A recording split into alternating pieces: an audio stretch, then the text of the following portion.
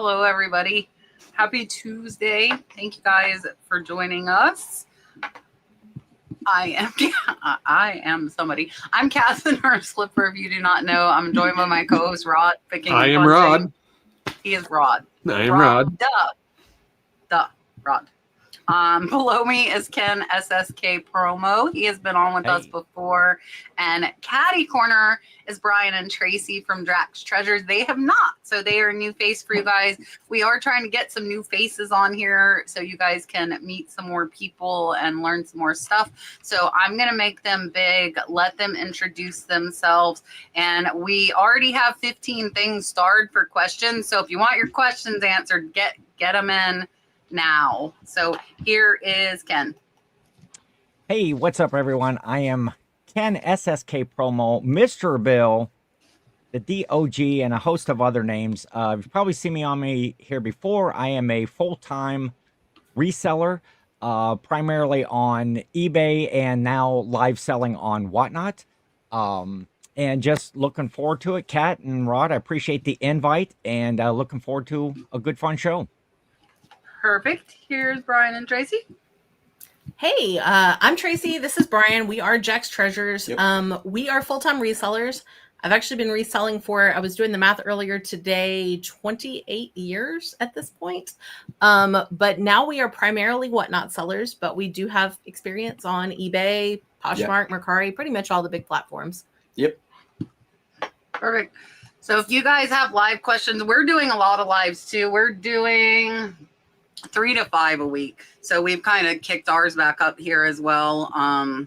Not having as much success with the trinkets as I hoped. So I don't know if we're going to keep doing that. We're doing purses this week and we're doing Victorian trading cards. I've done good with Victorian trading cards on Whatnot before. So hopefully that'll go good. All right. So first we're going to get to the super chats. We do have 3 that came in before we started. First was at 3 o'clock this afternoon.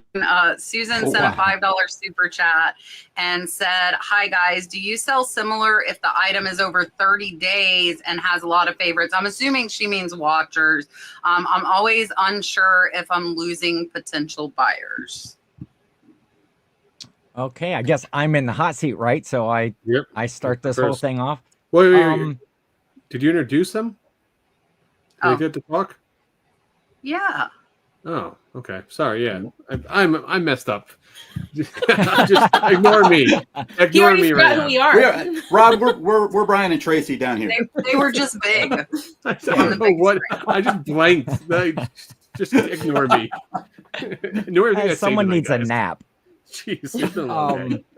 So yeah, Susan here at 3 o'clock in the afternoon wants to get her question in.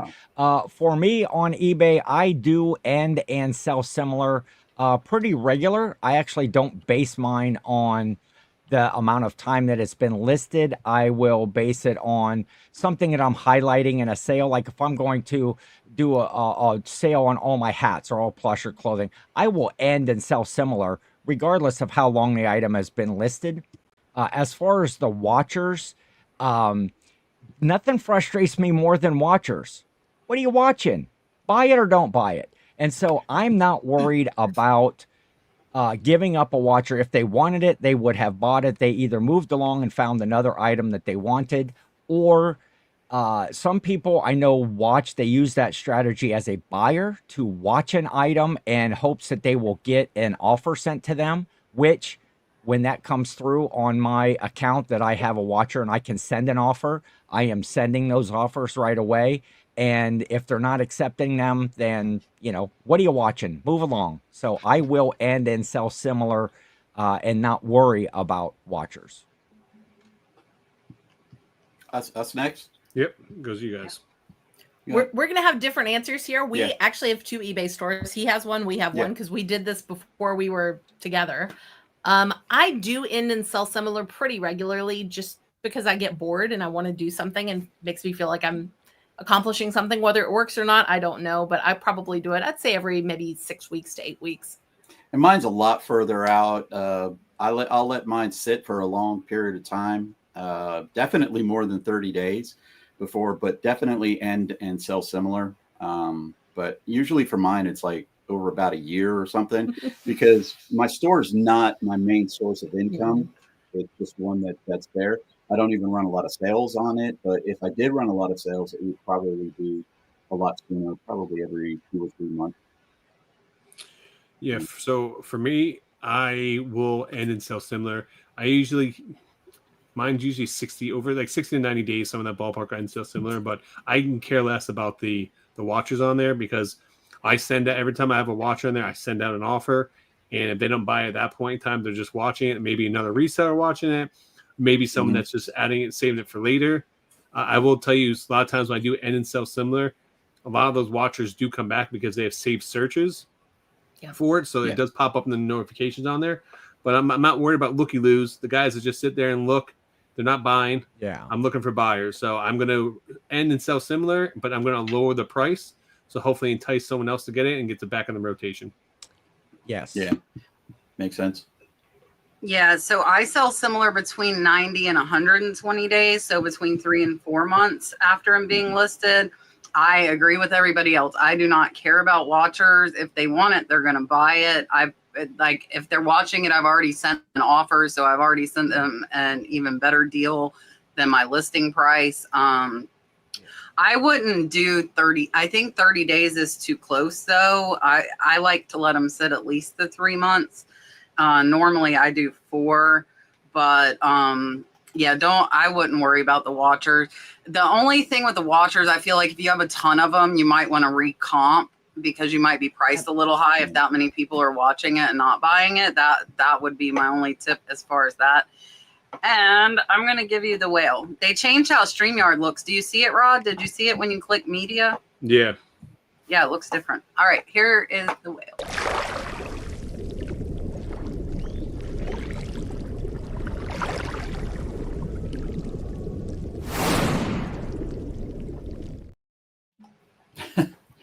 All right. Dun, dun, dun, dun.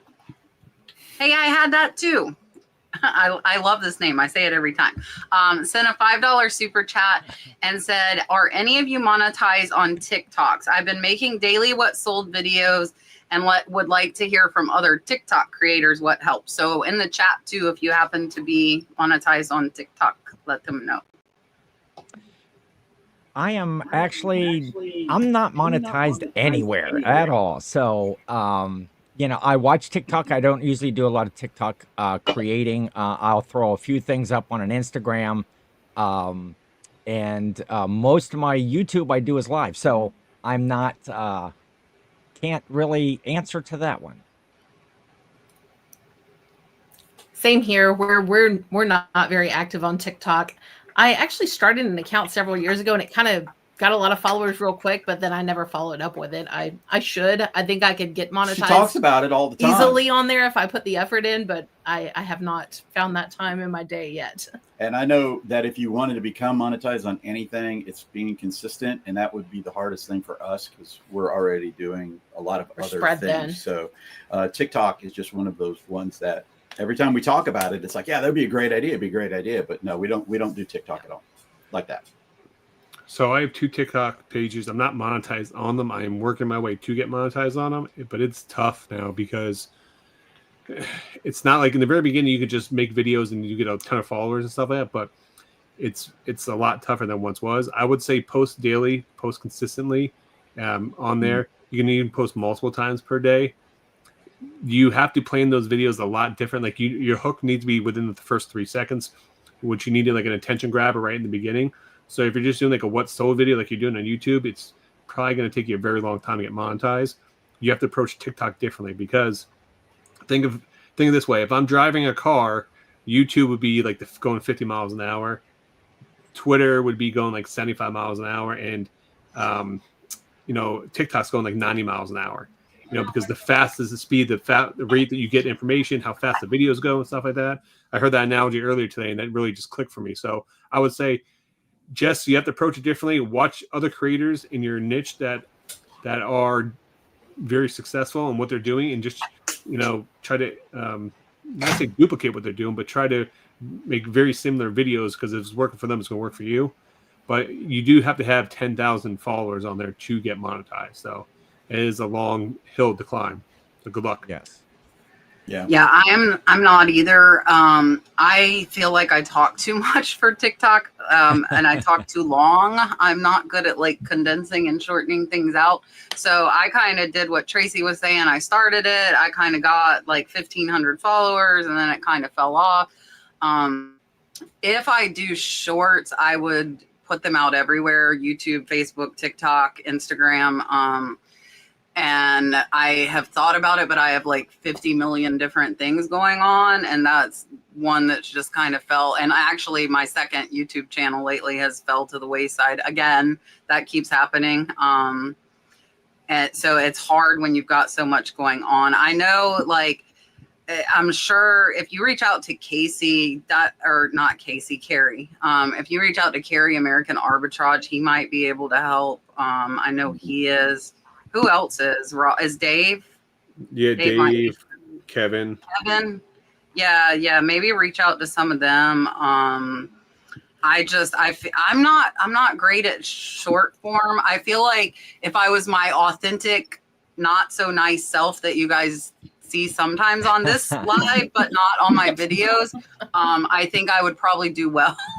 If I just said what I was feeling. I would say my biggest piece of advice for you would be go on and just search YouTube for how to get monetized on TikTok, and look for videos that have been produced in the last 90 days, because they're going to give you a lot of tips, because the algorithm is always changing, and that's probably the good starting point. When I first started to get traction on my social media accounts like YouTube and Facebook and other things, I just literally consumed like 40 to 80 hours of content of other creators about how to, what works best for this platform. Because I will tell you, YouTube's completely different than TikTok, and TikTok's completely different than Facebook and Instagram. So they're all different. Yeah, they're all different. Mm-hmm. They all have different algorithms. What works on one platform that may get you 10,000 views might give you only 500 views on another. It's very frustrating. What you make works one way should work everywhere, but that's not the case. So I highly recommend watching YouTube videos. Just give you some tips and tricks of how to make better content and how to increase your audience. Yeah, and I mean, I honestly feel like if you're going to do it for TikTok, you might as well cross-post it to all the platforms, because you don't know where it's going to hit, who's going to like it. Very rarely is it going to hit in 2 places. It's going to hit in one of the 4, and you're going to wonder why it's not. Like, it's different audience, it's different algorithms, but I would put it out everywhere. If you make the trouble of making those daily what solds, put them on Instagram, put them on Facebook, and put them on YouTube. You might as well. You're putting the work in anyways. So I would definitely do that. All right, I'm going to do my octopus. Here you go.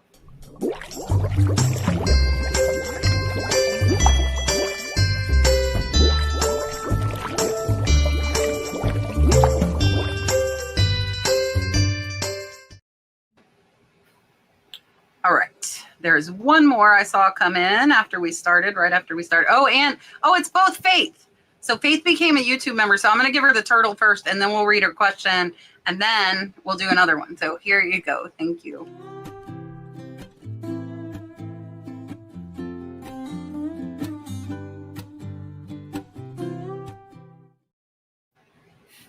All right. Now for Faith's question. And I haven't made the member schedule for this month yet. I will try and do that within the next couple of days. So next week is going to be the week that's packed full of 3 lives for the members. So now's a good time to join. It'll be next Monday, Wednesday, Thursday. We'll have lives.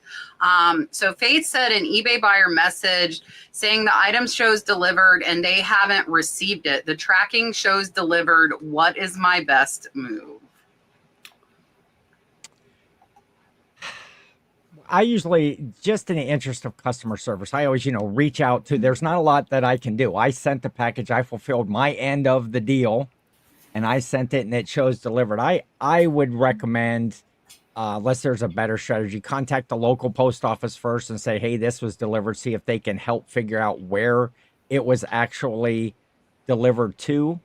Other than that, I don't know that there's a lot you can do. Just show good customer service, try to be helpful with the person to avoid any negatives, negative feedbacks, or, dings on your account. Of course, you're not going to get the ding because it does show delivered.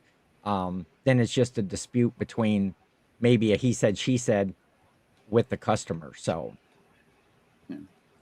there you go. Yeah, I mean, he pretty much said it all right there. The one other thing I would do is I always mention in my first message, it's like, you know, check with your neighbors, your children, your husband, whatever. Make sure nobody picked it up and put it somewhere, because quite often that happens. Yeah, very much so. We'll connect with them, and then it turns out the next day, oh, my daughter brought that in and it was stuck in the dining room or something. But, and just let them know that if it comes back to you for whatever reason as a thing, that you'll let them know. But you know, there's really I send them on to deal with eBay, and it's pretty much out of my hands at that point. Yeah, exactly. I mean, there's really not much you can do once it says that it's delivered and you drop it off at the post office. That's what that tracking number is for. Yeah. That's the protection, and there's really not anything. But like Tracy and Ken said, go to the local post office and check with the local post office, and check your neighbors. So I used to have a postal deliverer that would come to my house. They would mark my packages delivered, but they wouldn't show up till the next day. So I think when they were loading them on the truck, maybe after work or something, they would mark them delivered, and then they would show up the following day. That has happened. Also, too, depending on where they live, if they live in like, you know, like for example, like where I live, I have a box I have to go get my mail. I don't have a mailbox for my house.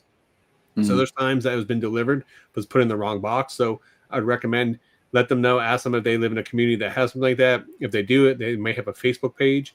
Like my community has a Facebook page. It happens all the time. People post up, hey, they didn't get my mail. This is marked delivered, but it wasn't there. That's also happened. At this point, I mean, you've done your job. You have done that. I would tell them to contact the local postal service, because sometimes the trucks can track the GPS on maybe where it was delivered. So it was delivered to the wrong house or something like that. That's another option. I recently sold some items and whatnot, and had a buyer reach out to me, said that the packages were delivered, but they never got it. Come to find out that the UPS guy threw the package and landed in the bush. So just tell them to check around their house and stuff like that. Yeah. He told me they found my package a week later behind the bush. So that's the one thing that I would say is definitely make contact. Don't ignore it. Yeah, absolutely. Don't ignore it. Make contact and contact the buyer. Yeah. So that's, I mean, what I would do, reach out and just tell them, hey, I always let them know, tell them different suggestions to do. If not, I just tell them to contact eBay. You can file a claim through eBay. Once the item's delivered, if the buyer opens up a claim through eBay, eBay will take care of the buyer and let you keep the money. So you don't really have nothing to worry about at this point. Yeah. Yeah, I think everybody covered it. Once it shows deliver, and I mean, I'm not mean about it, but I'm like, I'm sorry, you know, it shows delivered. I shipped it out. You need to contact your mail carrier. I've had husbands set it on a desk and they didn't know. Yeah. So I do same thing, you know, ask family, ask, you know, your neighbors, and leave it at that. Some of them get mad, but it's not our responsibility. Like, it's showing that it's, you know, it's delivered and then it's out of our hand. And I tell them they can contact eBay, but you know, it's not on us anymore, as nicely as you possibly can. It's not, you know, this is out of my hands at this point. All right, let's do more. Oh, look, I got mermaid nails today. These are my mermaid nails. Oh, nice. Fun. And I'm gonna do the mermaids. That's what made me think of it. Here you go.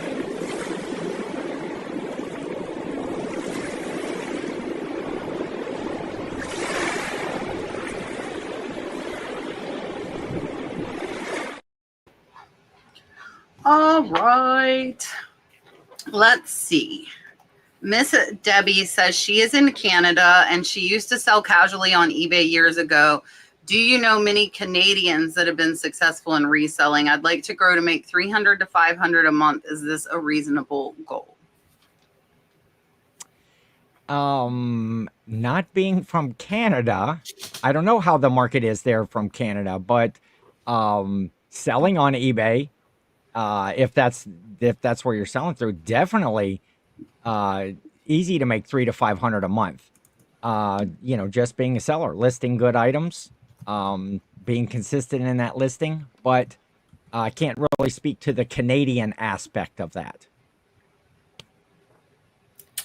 Yeah, same here. We're almost as far from Canada as you can get. I don't know any successful Canadians, neither, at least not on, I know that there's one on Whatnot, You know, I know there's one seller on Whatnot that I know that's Canadian. I mean, most of them don't come out in, you know, Canada. I know there is a YouTuber named Josh Galt, and he is Canadian and does very well. I know he does have connections in the US and takes some stuff over the line. So I don't know, but that may be someone you would look into. Right. That's but about definitely the only Canadian I know off the a top month of my is achievable. Head. It's just being consistent with your listings and putting listings up that people want.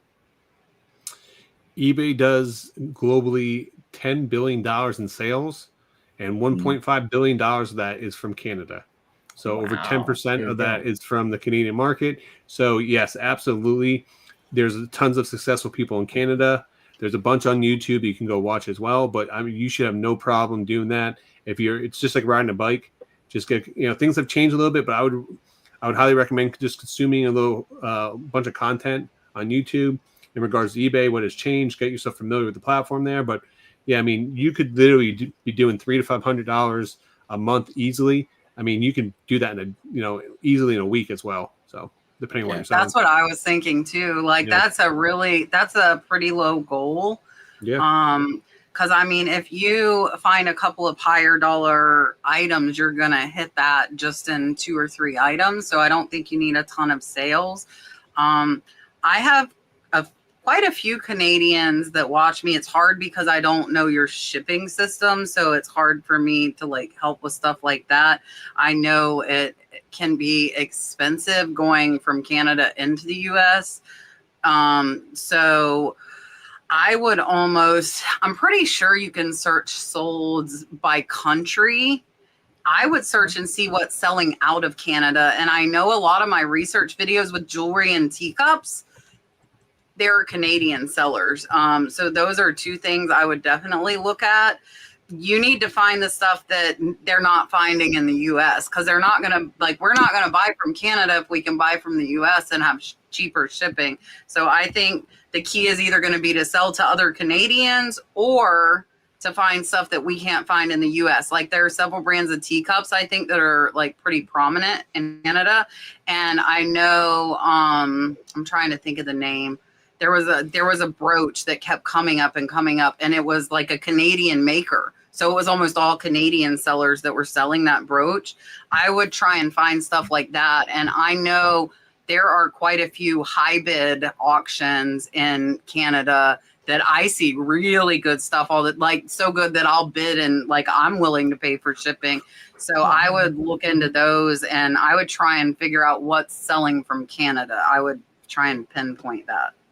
Well, I mean, it would be easy. I mean, just go on the eBay website, because if you live in Canada, you can filter by country.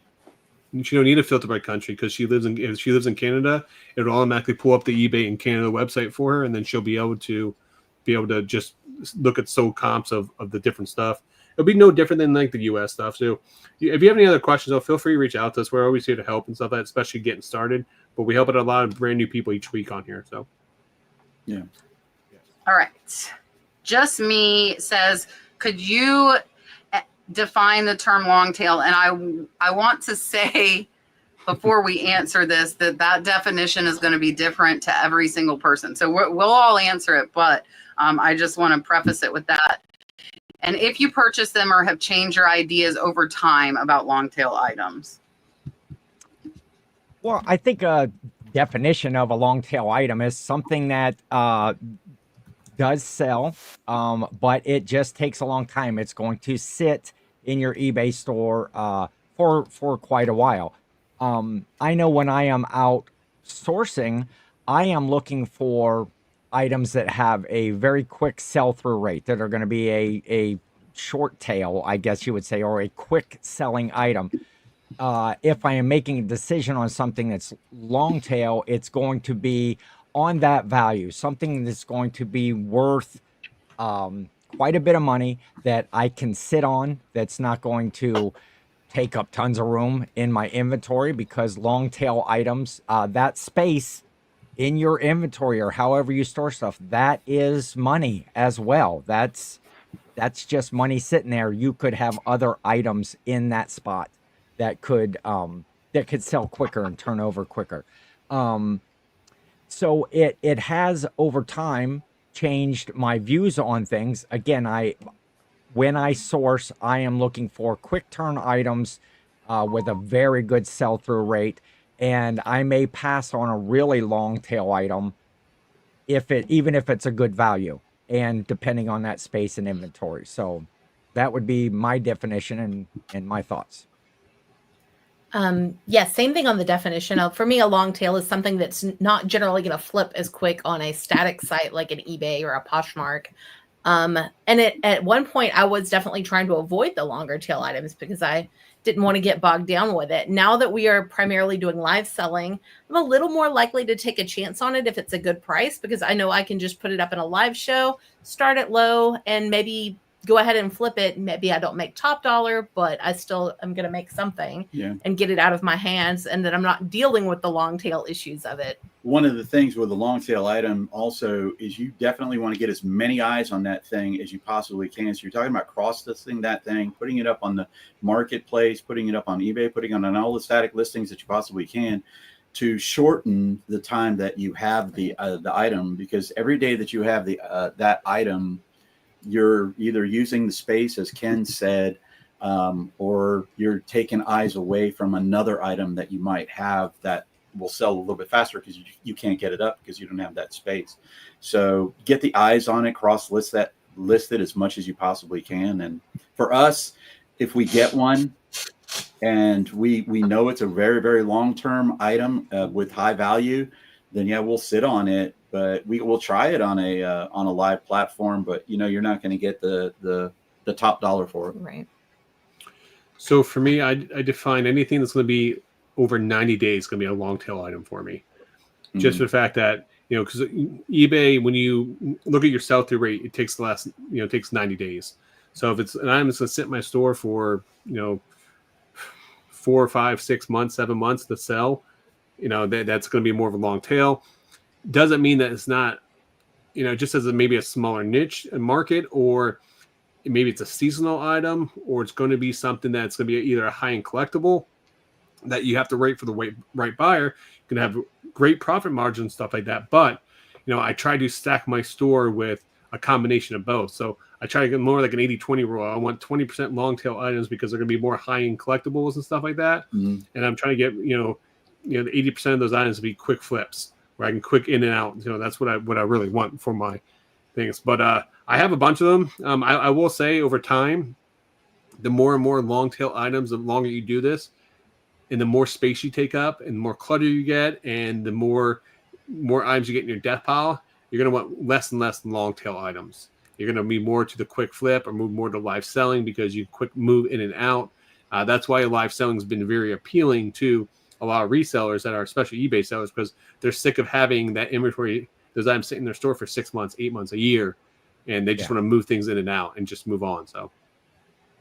Yeah. So I love my long tail stuff. I am probably the opposite. I'm probably 80 long tail, 20 fast, because I have a ton of space. If I get it cheap, I'm going to make a good profit in the long run. I'm okay with that.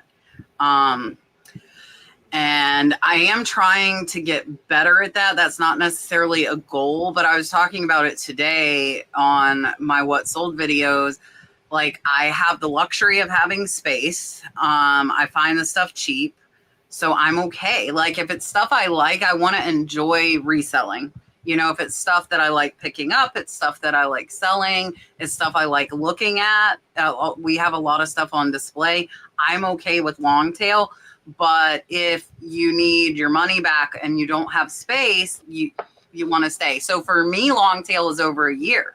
That's why I said everybody's definition is going to be different. For me, it's something that takes me over a year to sell. If it's under a year, I'm like, oh, it sold fast in 9 months. And other people would be like, I'd already given it away or back to the thrift store. So it really just depends on your business model. My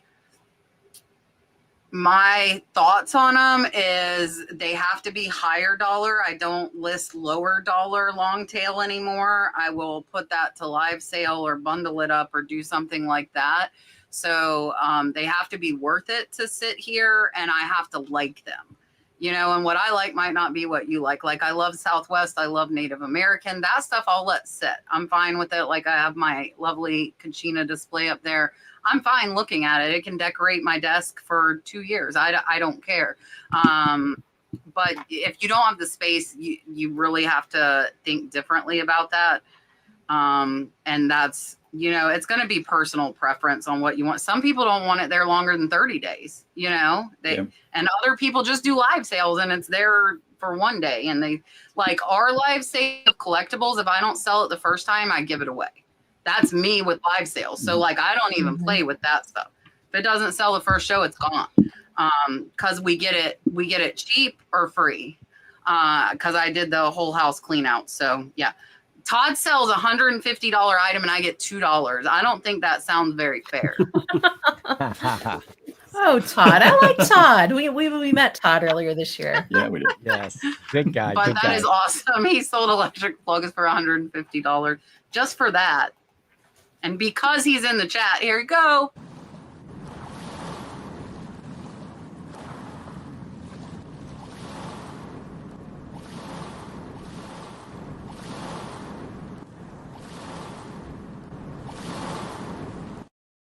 Note to self: never get on our bad side. Kevin knew we did that. So Yvonne Thrifty Rich did that, but we asked Kevin's permission before that was ever put on the air. And I took that as like unlimited forever permission. Like, it cannot be revoked. I have permission. Yeah. And everybody's seen it anyways. Oh, hey, Daryl. Hey. Oh my God, you're in my head. Daryl said, I already said Daryl before Rod clicked that. That's funny. Ken, that's what happens when you're co-host for years. Like, our brains are functioning the same. Ken is at 488, so he only needs 12 subscribers to get to 500. I know we can do that. We can do better. There are over 200 of you in here. Listen, so right there. Marsha is just dropped the link. Marsha needs to put her link because Marsha's getting close to 1,000 subscribers. She's getting close. I will say subscribe and go to his channel every Wednesday at noon. He does a live. It is so much fun. Just laid back, friends talking. I mean, it's one to make if you have the chance. Yeah.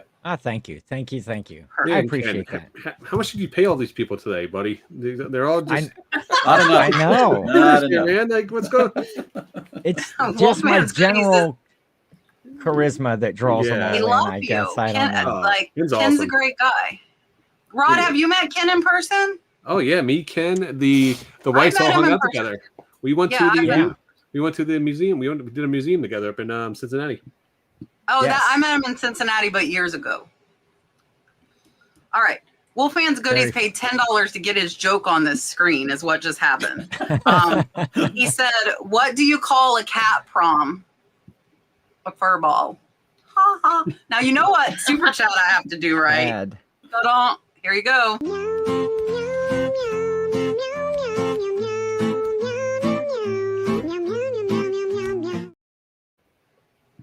Meow, meow, meow, meow. Simmer down, Chad.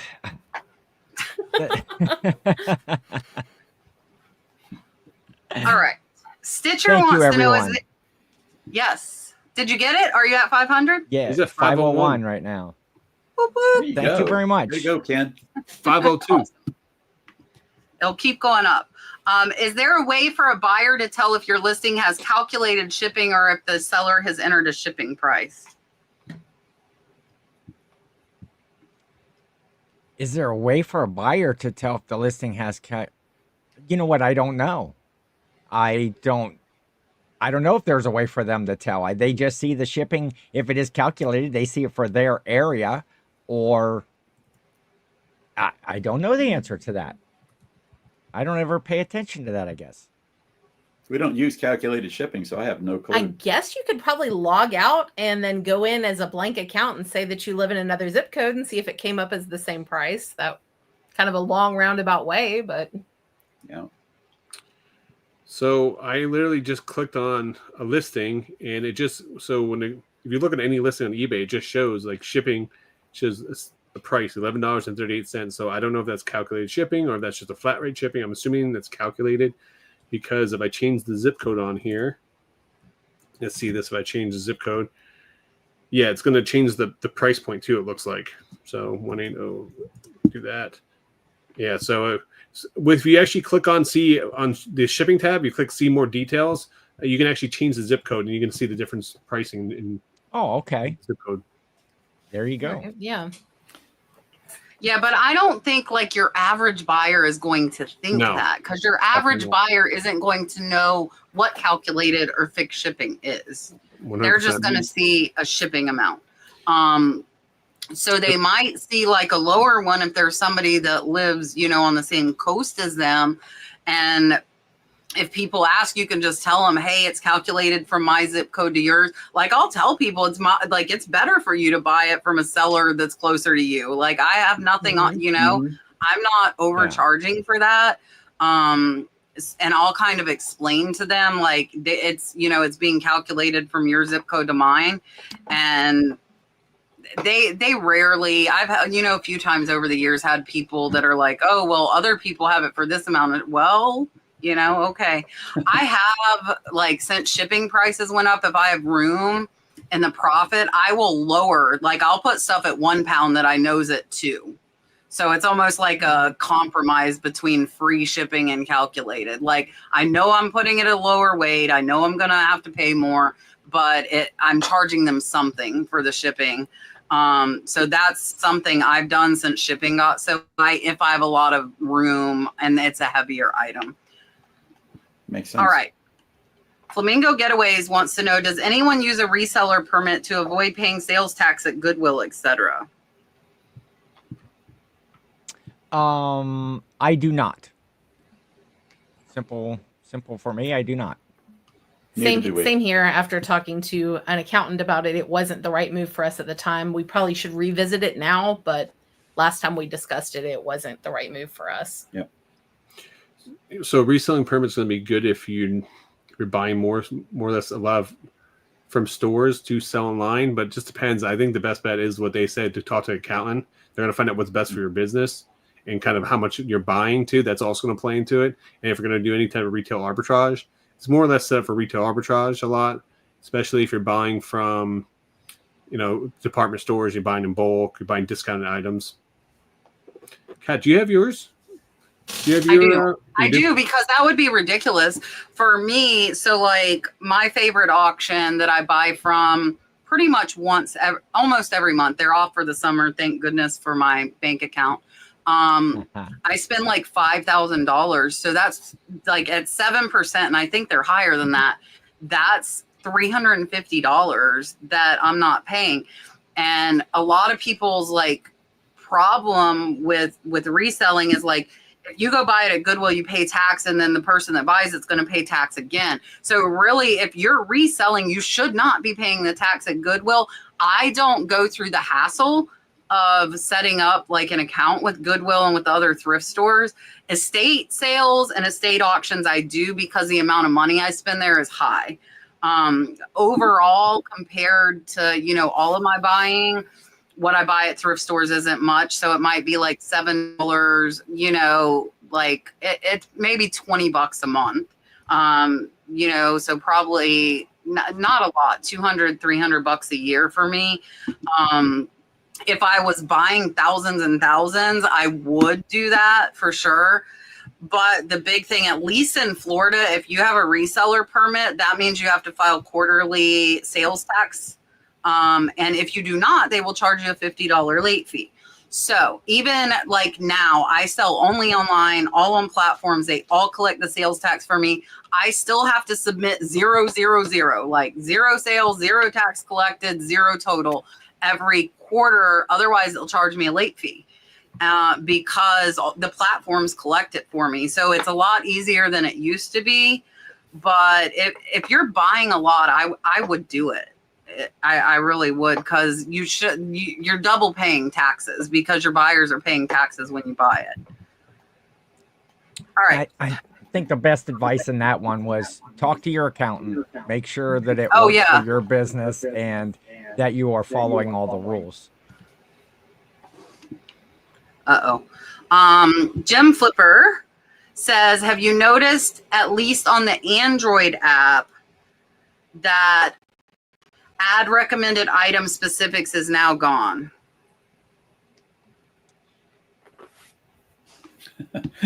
I saw it just there today. Look on the. It is gone. Yay! I was always tired of looking at that, seeing that. So I just learned something. Thank you, Gem Flipper. I just have my send offers and some promote some listings that are up there. So yay! I'm glad that is gone. We're Team Apple. I'm trying to pull it up right now. Right now, Ken would have literally kicked us completely off the screen. Apple is showing to add recommended item specifics still. So yeah, so we. Oh, mine's gone. Hashtag Team Android.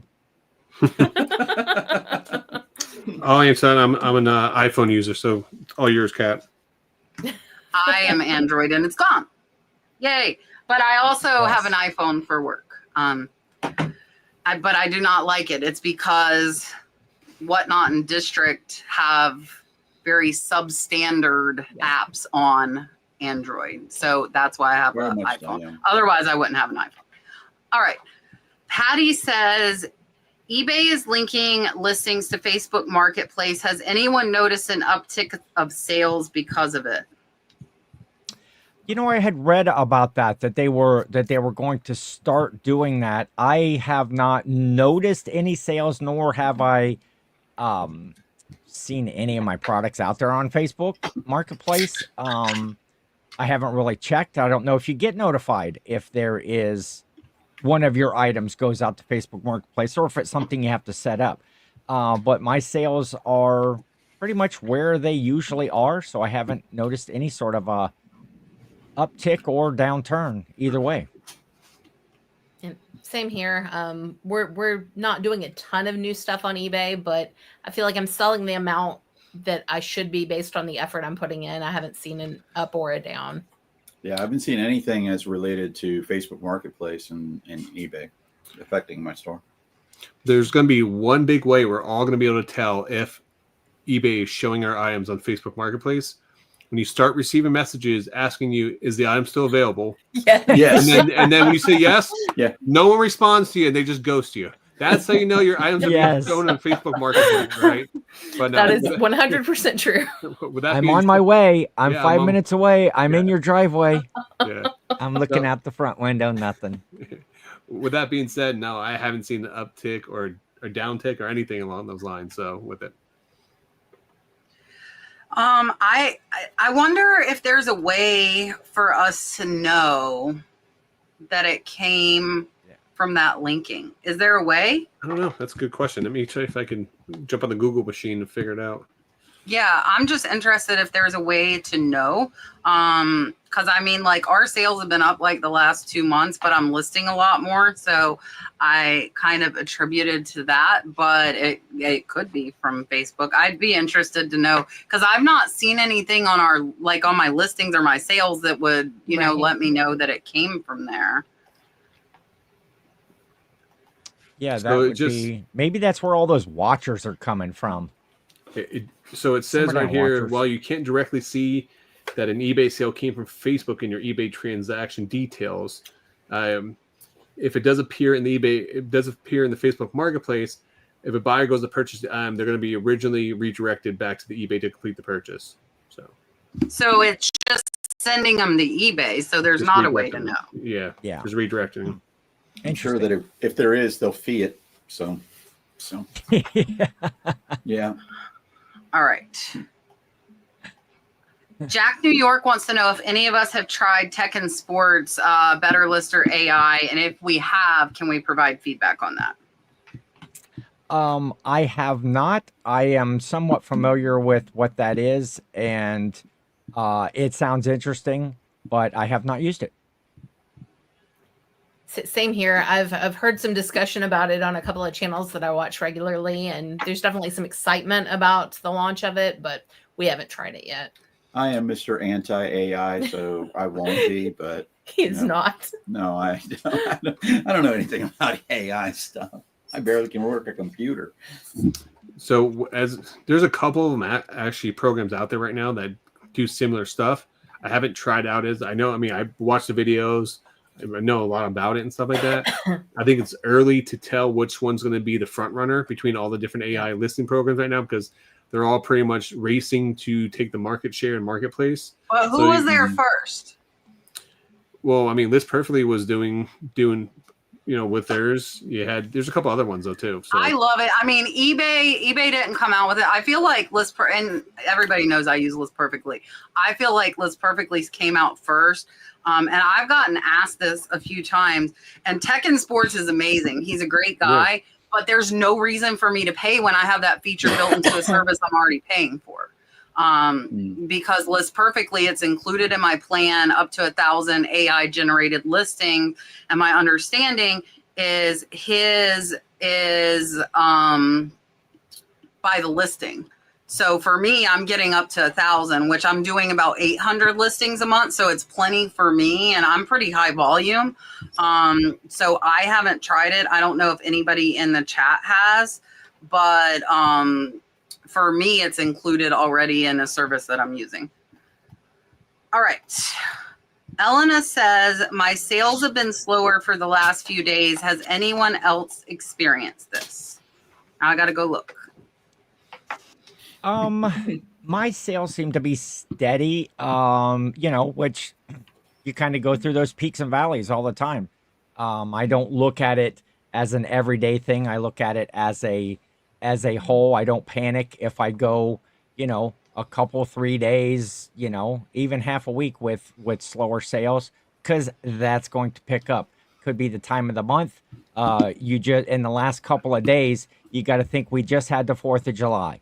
People are off, they're on vacations, they're doing stuff, they're not paying attention to those, their normal buying habits or, searching habits. And so I look at mine as a whole and not on a daily thing. I had my best day of the last 90 days on Sunday, and then today I haven't sold anything. So it's up and down. It's pretty normal for summer, I would say. Yeah, for us, it's because we sell on Whatnot. It just really depends on how much we want to make that week. If I want to do more sales, I can do more sales. If I want to do less sales, I can do less sales. Same with listing. The more listing that you're going to do, the more sales that you're going to do, and you won't experience that slowdown. But I do understand that it does happen because of the holidays and things of that nature. But for us, being on Whatnot more kind of steady than we are, things. We can steady it out. If we notice that we're getting really, really low on our sales on a certain thing, we'll just say, okay, well, let's have another sale on Whatnot, and we'll do a specific one that we know that we can get a lot more money from that. So I actually had 2 days, which is rare, which I didn't sell anything in the last week. But then I also had a couple of days where I did like $700 in sales or $500 in sales. So you have your ebbs and flows. Mm-hmm. I would say typically all the years I've been doing eBay, anytime there's a holiday that that we have to go out and just have a barbecue or be outside and be social, like Memorial Days, 4th of July, the ones where you're not going to visit family and stuff like that, you're just mostly just hanging out with friends and family, stuff like that. Those are typically slower days because those are slower weeks because people are traveling or just they have an extra day off. So I would say it's typical. What I normally do those weeks is I run a sale to help try to boost my sales up, but that's my recommendation. So we're doing very good. Today is slow, but we're at 200. But yesterday we did 664, 707 on Sunday, 533 on Saturday. So the 4th of July weekend, we kicked tail. I was out scalloping and I look at my phone after I got out of the water and I'm like, holy, it was like sale, sale, sale, sale. And I'm like, I'm out here swimming in the ocean making money. Like, how beautiful is this? You gotta love reselling. It was great. Mm-hmm. It was great. Now, 4th of July itself, we were slow. We did 259. And my goal every day is 500. So every day, but 4th of July and then today, again, is a little bit slower. But we also do the Whatnot to, sales that help kind of pick it up and subsidize that as well, which is nice.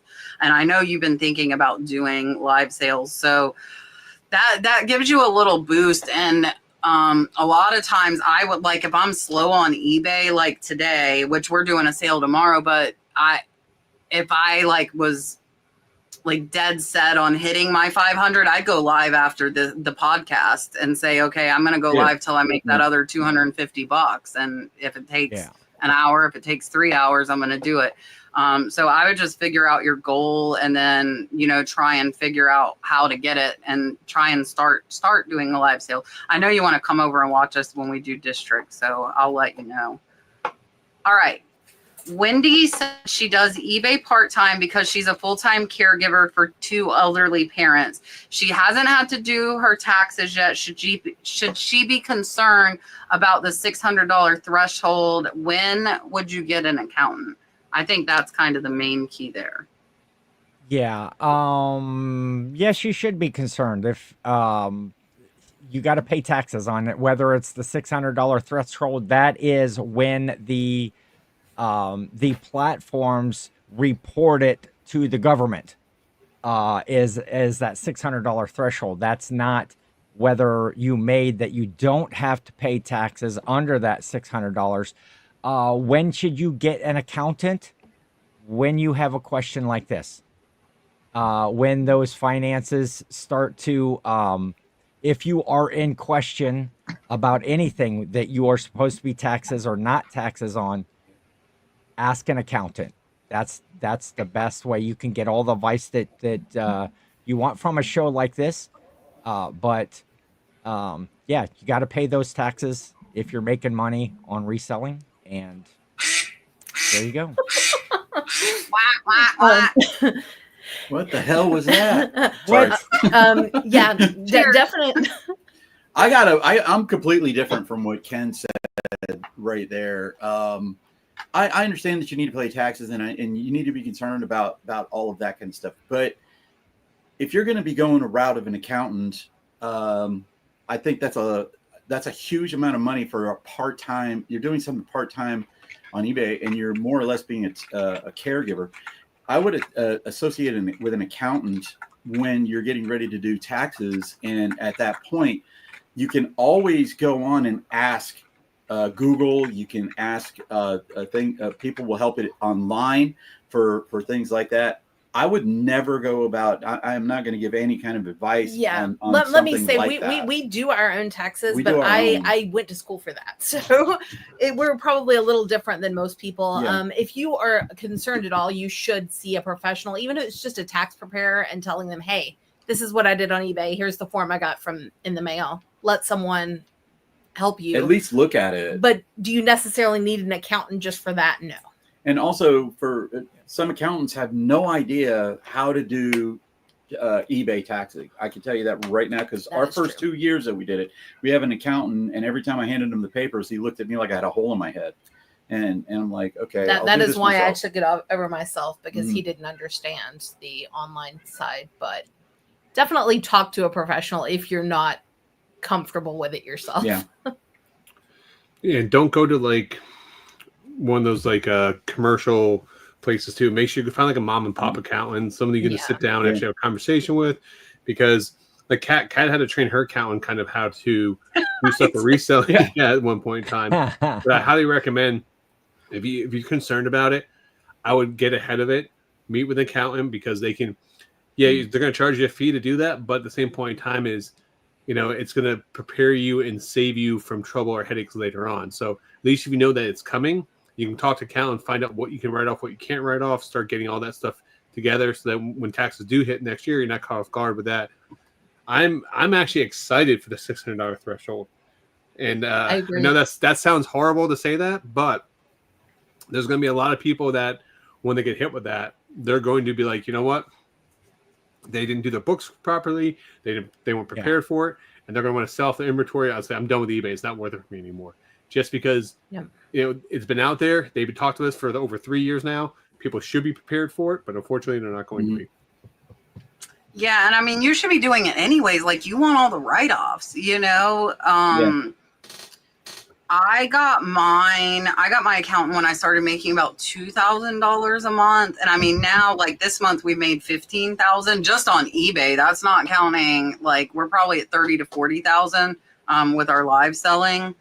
Yeah, see, Elena's in my area. She went to my account. I already trained him for her. So now he knows how to do this.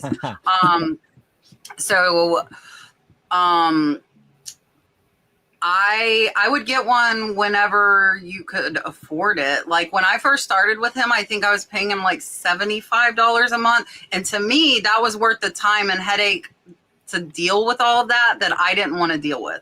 I don't like it. I don't care about it. I'm not going to learn it. And I know myself, if I don't like something, I won't learn it. Like I'm just not going to learn it. So again, and now I pay him almost $400 a month. It has went up as my income has went up because it has become more difficult for him and more to do. But he does monthly accounting for me. That's why I pay so much a month. He logs into eBay. He logs into Poshmark. He logs into all the platforms, pulls all the reports. I literally do nothing. But my thing, like everybody that complains about like the $600 threshold, and I'm not saying you're complaining at all, but for people that do, like, why would you cut yourself off at $600? That, you know, that's $50 a month. That's not very much at all. Mm-hmm. So for me, I'm going to push way beyond that. And then, yeah, get the write-offs. The first 2 years I started doing this again, I sold close to 6 figures and I was negative. Like I had enough write-offs. It was negative. I was building my store. I was getting buildings.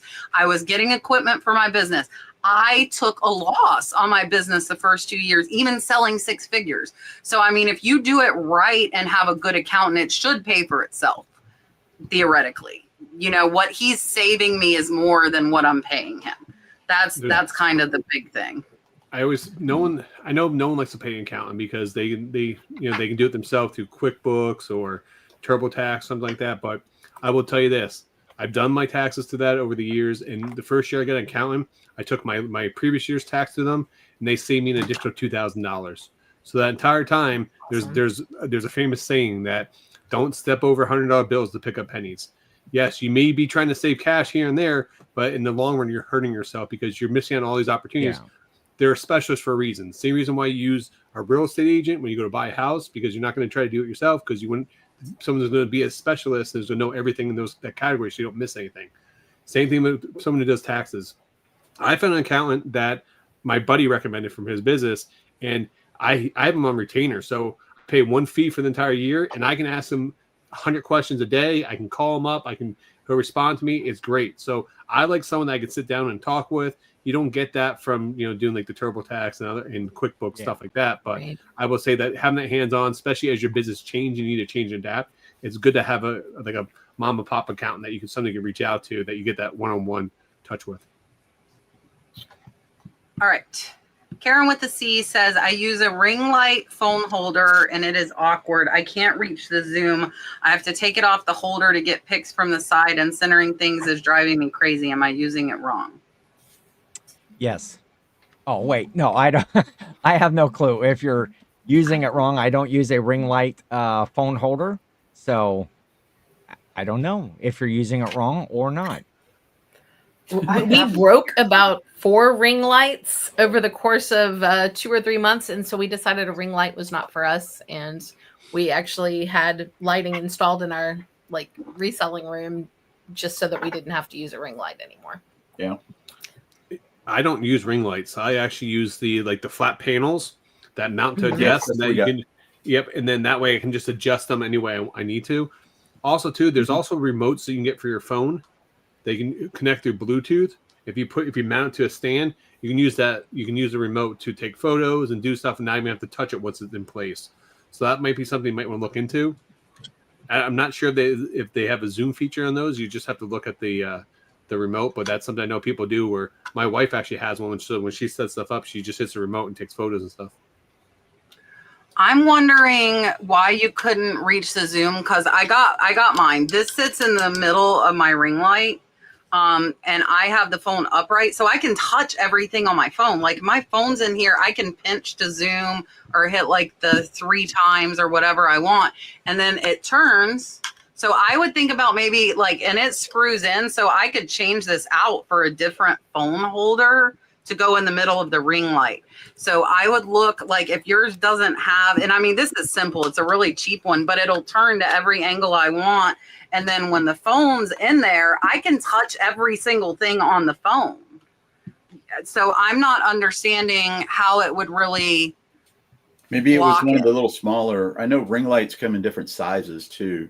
Yeah. If it's the So one, my ring lights, the phone fits all the way in the middle of the ring light, and then I can turn it and I can still touch the whole screen. So I would think about either a different phone holder or a different ring light that would come with a different phone holder, because mine, we can access, and we do not use that, mind you. You can see, actually, you can see their photographing station back there. We use I forgot they wanted me to order them new lights. We normally have 2 LED lights. Right now we only have one. One of them went and died. But we just use the LED lights and we hold the phone. But I know, like, if you have an unsteady hand or you were getting blurry pictures, but I would just find a different holder that'll function better for you, even if you, with or without a ring light, I guess I should say. Oh, I want to answer this real quick, and I'm going to answer this from a photography background, okay? I was a professional photographer for 8 years before I was a nurse. It is virtually impossible to get that clear white background that you get from Photo Room. You are going to spend thousands of dollars on a lighting setup to achieve that. That is why we don't care. Ours is gray. I use Photo Room. I remove the background. It's perfect white. Because to set up like the different lighting and the angles, and then you would need to adjust your shutter speed. You would need to adjust your ISO. Like, we're talking very, very technical terms to get a perfect white background on a photo you actually took. Somebody was on here years ago and they did that, and they spent like $5,000 to make that happen. Wow. So I don't worry about it. I don't care if it's gray, because I'm going to go make it white with Photo Room. It would be very expensive to make it that perfect crisp white that you think people are making, but they're not making. So I tried the other day, Kat. I tried to compare Photo Room to the eBay background remover, and it's night and day.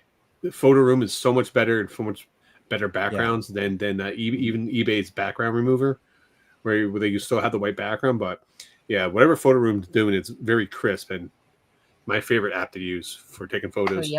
And then you can batch those too. Batch a bunch of pictures at one time. Yep. Take the change the backgrounds out and then go from there. So much better than the eBay kind of individual photo, or within that single listing. Which is crazy when you say that out loud, because like it just shows how antiquated, I say this week after week, eBay site is and stuff like that. Like, you think that these would be better selling features, that they would add this to the app for us to use, and it's not there. Like, we have to pay $10 a month to get stuff to do this, or use other programs. Yes. All right. Tag else says, are others seeing eBay postage adjustment charges? Does anyone else see shipping adjustments on pirate ship? I have not noticed any postage adjustments on any of my eBay shipments. I usually use the postage through eBay rather than pirate ship. I do have pirate ship account for stuff. I don't know what the adjustments would be for. I mean, I'm putting in proper weights, proper sizes of packages when I'm sending them out. So I would be interested to know what those adjustments were.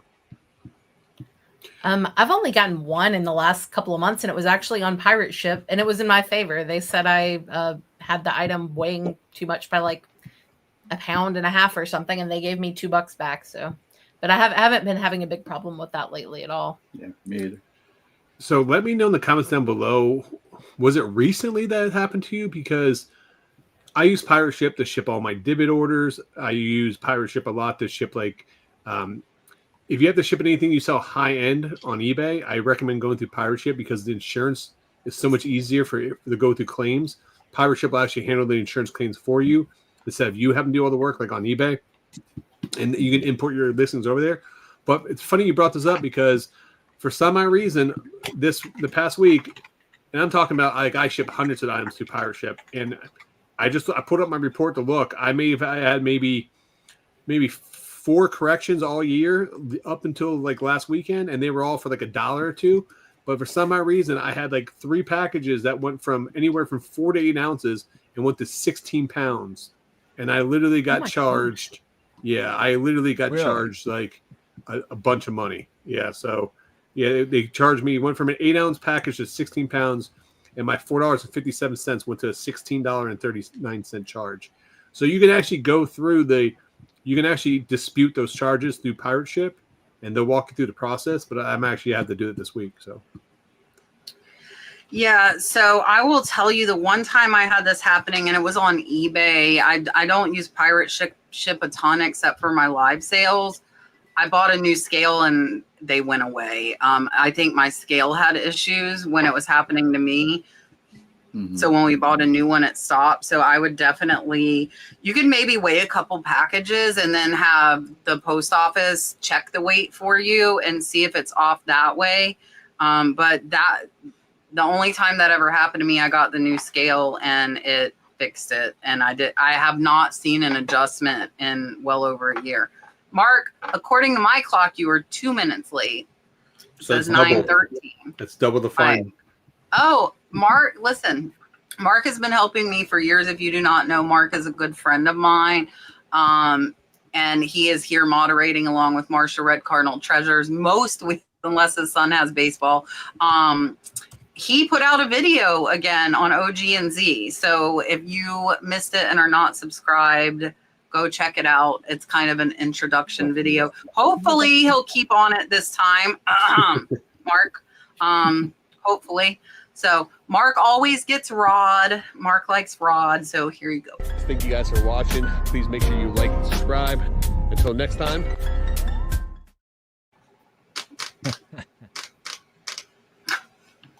All right, let's see.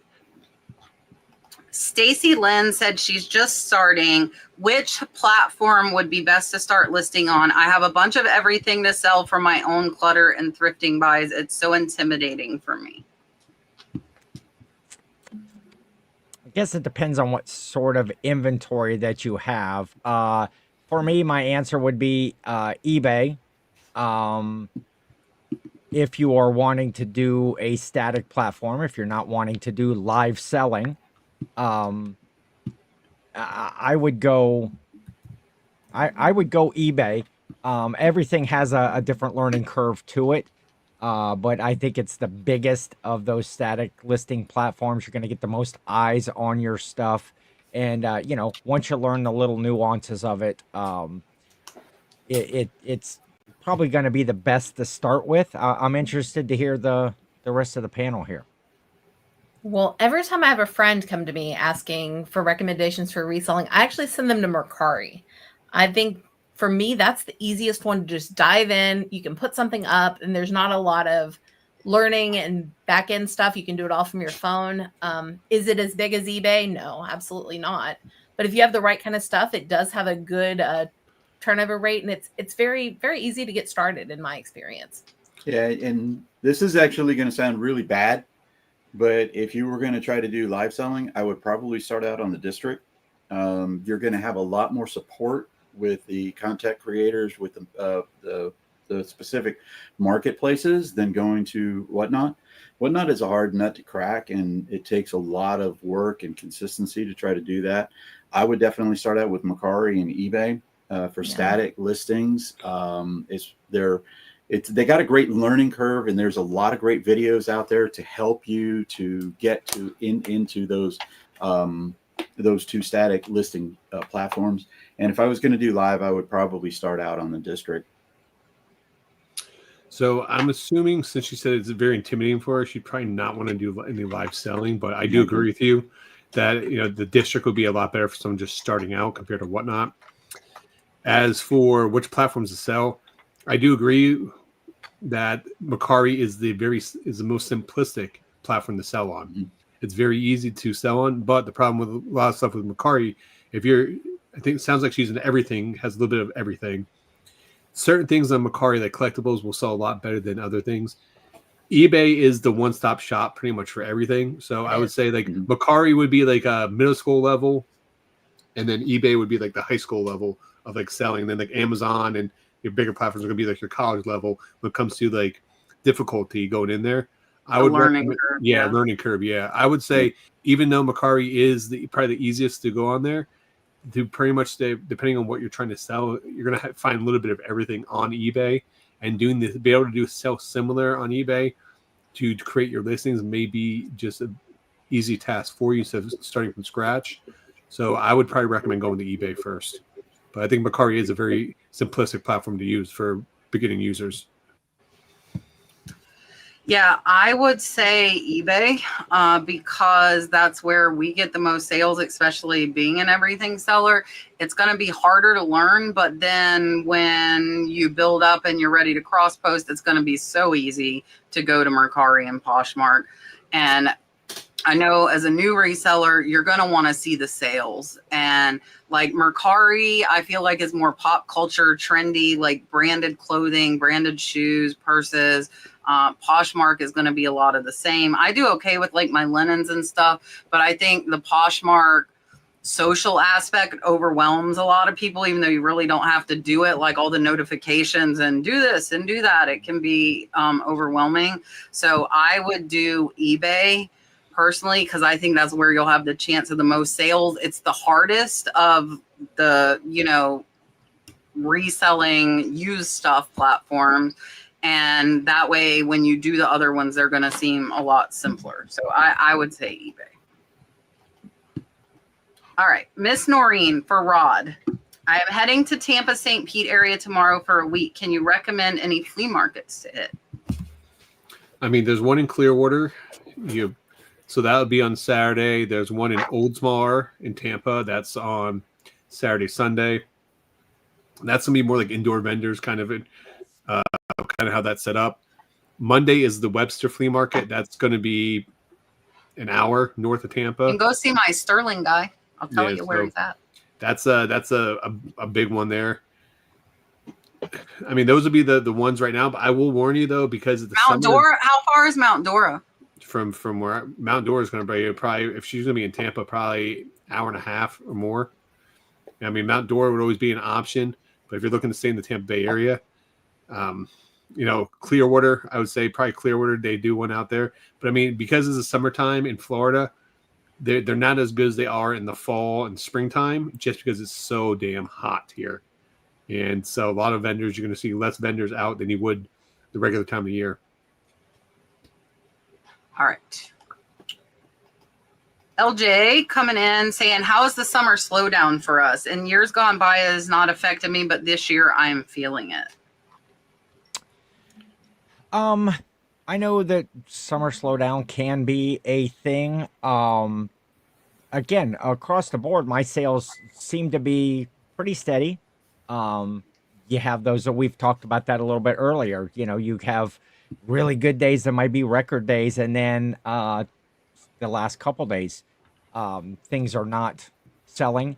The summer slowdown, I think, has a lot to do with, Rod had spoke earlier about there's all the different holidays. You get the Memorial Day, the 4th of July, you get Labor Day all in there. That affects those sales a lot. But I haven't really seen it affect me right now. I have seen it in the past, and I have seen summers where I've had summers that were better than fourth quarters, to be honest with you, over the years. So it just depends on the time of year, what's going on out there, what the buying trends are, and what items you have to sell. Makes a big difference with if you're doing a lot of seasonal stuff that's summery time things that are going to sell in that spring to summer area, you're not going to see the summer slowdown. If you have a lot of fall related items, yeah, you're probably going to see that summer slowdown. So really kind of differs for everybody. I feel like with what we sell, we don't get quite as much of that as some people. Our products sell pretty consistently through the year. We do a lot of video games, a lot of pop culture, things like that. And it's been steady. We get a little burst during the holidays, but other than that, it's fairly consistent through the year. So I haven't really noticed anything too much. And we're getting ready to roll into Christmas in July. Which is, yes. You know, it's a thing. I'm telling you, people buy it in Christmas in July. So I got my Christmas right back here. There you go. Yeah, we for us, we try to always bring fresh new inventory. That's one of the things too. If your inventory is the same and you're not following any trends, we were talking today earlier with somebody who was saying that they started off with Laserdisc, and Laserdisc was going really, really well, and then it started to go down again. It's just the trend that's going on. Yeah. So make sure that you're following the trends to really take advantage of those when you're doing your buys. So if you're doing the right buys, you really won't hit that summer slowdown as much, I feel. I think you make the point, though, is not just following trends, but you guys need to adapt and change. You know, the reselling market has changed so much over the last 6 months, last year, last couple of years. You know, we didn't have live selling 5 years ago. You know, we did, but you had to do it yourself on Facebook or on YouTube, and now it's integrating the app. So for me, I'd say the biggest thing, I don't have a summer slowdown anymore because I diversify across different platforms, different markets, and if stuff is slow on eBay, I'm going to do more live selling. Now, I know that not everyone here is a live seller, but I mean, you just need to kind of adapt and change. If you're strictly selling on eBay, then I'm going to start running more sales or other stuff just to boost up. Maybe I'll take a less profit. You know, I'll take less profit for my items, but I need to keep having items move in and move out. So you always got to be adapt and change, try new strategies, try different things. And I don't even think about summer slowdown anymore. It's just a slow week. You know, if there's any time of the year, what I'm going to do during a slow week? I'm going to run a sale, or I'm just going to try to list more. I'm going to try to do it, and it's all going to just come back. It just goes in ebbs and flows, but I have to prepare for it. Yeah, so not for us. We've done almost 15,000 this month. We did 15,000 last month just on eBay. So these have been our best 2 months the whole year. And that's because I'm listing more. So I think that is a lot of it. I've been, really trying hard, 30, 40 items a day. And I'm also listing higher dollar items, and I'm listing better items that have a faster sell-through rate. So there are so many factors into asking this. You're going to get answers all over the board. I will say, like you said, you did a sale over the weekend. I leave mine on for a week now. And I would ask how much of a discount you did, because for me, if I do a sale, I'm doing 30 to 40% off. I'm going to get their attention. And if I'm doing 30%, I'm willing to do 40, and I'm going to send them an offer for 10 more off of my sales price on top of that. So I would definitely leave that. But I used to only do my sales for 3 days. Now I do them for a week when I do them, but I only do them when sales are slow. So since we've had 2 amazing months, I haven't done a sale in over 2 months. I did increase my promoted rate. I would think about that. If you're buying low and you have room. Oh, he said he did 50. What are you promoting at? I'm promoting high. I'm promoting at 15%. So my average eBay fees are 25 now. But Poshmark's 20. I'm not that much up, from Posh, and I buy at 10. Our average is buying at 10 to 15% of what we sell it for. So if I can increase my sales by 10 grand, I'm going to do it. And not everything's going to sell promoted either. But yeah, I would definitely try some different stuff and make sure you're listing. I'm buying better. I think that's a lot of what mine is. Yes. Hey, I'm going to bring something. Someone posted in the comments here that when the new bill just passed, that they're going to be changing the tax threshold back to $20,000 in 200 items. So I haven't looked into it. So you could that's the old one, though. That's the old one, but that's the old one. Yeah, but they just passed the new bill on July 8th, I think, or not July 8th. A couple earlier this. earlier this week, or I've been a little out of it, so I haven't. But yeah, that's the old one because right now it's at 2,500. But there's someone just posted to say that they're going to change the threshold. So I would just keep an eye on it and double check with your accountant on that. If that's true, then yeah, you may be right on that. So if it just passed. Okay. Yeah, if it's a new one. Heidi wants to know, can we explain starting price versus reserve price if she chooses to do an auction instead of buy it now? The fee on a reserve price is so risky. I don't do a lot of auctions, but I understand what that is. Your starting price is where you want to start the bidding for an item. A reserve price is that you would not take any less than that. Let's say you start an item out at $5 on an auction, but you don't, or your reserve price of $20. You're not going to take any less than the $20 for that. If it doesn't sell for that amount, it's a non-sale. That's the way that I understand it. So if you choose to do an auction, and that's a whole discussion in itself of why you would choose to or not to do a auction rather than a buy it now. So the reserve price, yeah, and they do have fees on that because that's something that has to be monitored by eBay, in the background if it sells for X amount and whether it's not going to sell and kind of the logistics that go with that. So I'll let others weigh in on that as well. Yeah, I would just go ahead and start at the price that you're willing to accept instead of messing with the reserve. As someone who does some sourcing on eBay and other sites that have auctions, I actually get kind of annoyed when I see the reserves. I'm just like, I don't want to mess with it. I feel like it's just gonna be a waste of my time. I'm a lot less likely to bid when I see there's a reserve versus just someone starting that's like, okay, I'm willing to pay this price. I'll throw a bid in. Whereas I feel like if I see one with a reserve, it's probably they're going to be asking some crazy price I'm not interested in anyway. So I'm just curious, but do they show the reserve when they? It said there is a reserve. It just says reserve not met. It will not tell them what the price is. Right. Yeah. Like I said, it just kind of annoys me as a buyer. Yeah, we don't do a lot of auctions. We've done a lot of auctions in the past, but I think going with what Rod was saying earlier with the ebb and flow and changing and adapting is we've gone now to just more to the buy it now with the take an open offer on there, make offers on it. It would be almost the same thing, and it would get you to a better idea of what your price would go for without having that reserve there. So you actually took my answer because I get super annoyed. Rod. No, not you. I get super annoyed when it comes to. Oh, great. Sorry.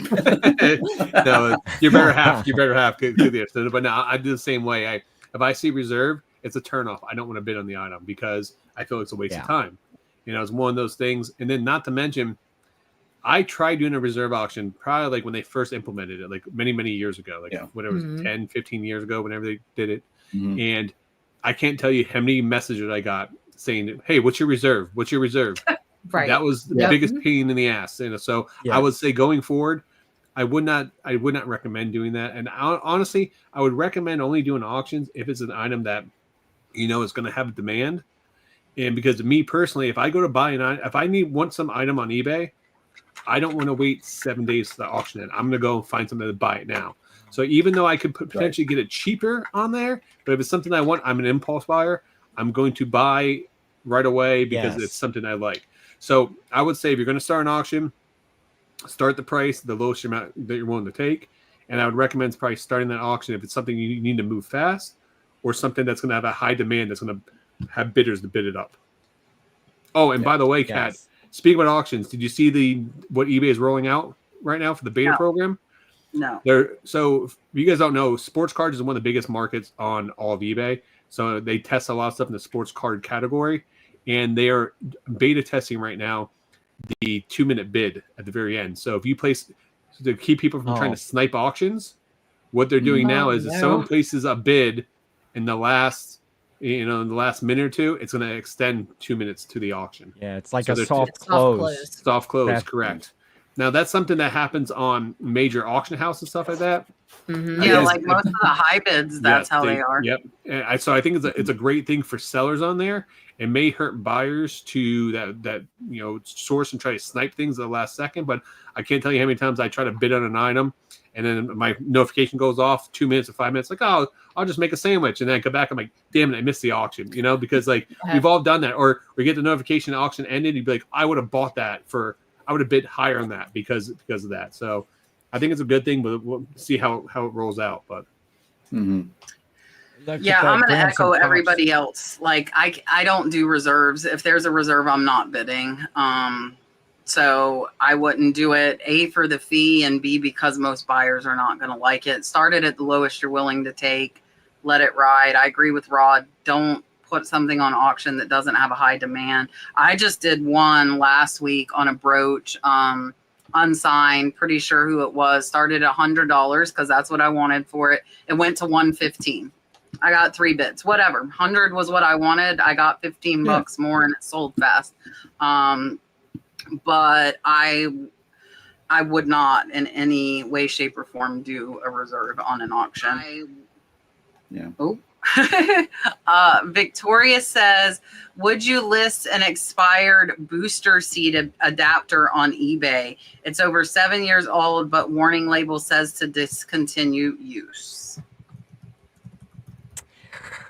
If for a car and a child, and I would check those any recalls on it. If it does have an expiration date, I wouldn't want to be responsible for somebody's child if there was an accident or an incident. I would steer myself personally. I would steer clear of that. Same here. I wouldn't touch it. We're not touching those. I won't even put those up on the marketplace.